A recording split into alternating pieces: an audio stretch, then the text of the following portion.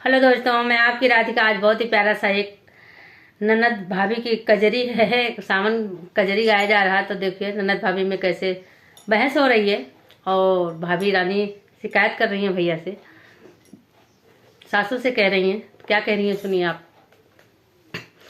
छोटी ननदी की बात ना सहाय पिया, हो जाए लड़ाई पिया ना। छोटी ननदी की बात ना सहाय पिया, हो जाए लड़ाई पिया ना।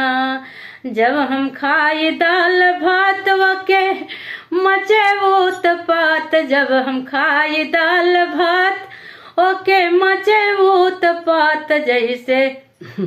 जैसे खाई ओके भरी तार के कमाई पिया, हो जाई लड़ाई पिया ना। जैसे खाई ओके भतार के कमाई पिया, हो जाई लड़ाई पिया ना।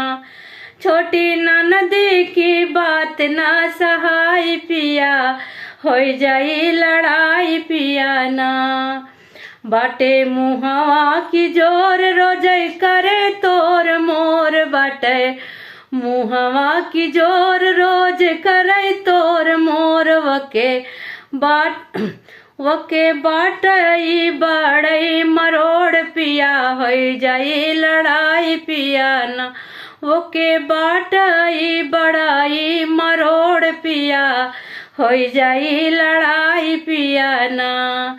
छोटी ननदी की बात ना सहाय पिया, हो जाई लड़ाई पिया ना। हमरे लंबी लंबी केस करूं 16 सिंगार, हमरे लंबी लंबी केस करूं 16 सिंगार। हमई देख जरी जाई कहई काली माई पिया, हो जाई लड़ाई पिया ना। हमें देख जरी जाई कहई काली माई पिया, हो जाई लड़ाई पिया ना। हमें ननदों की बात ना सहाय पिया, हो जाई लड़ाई पिया ना।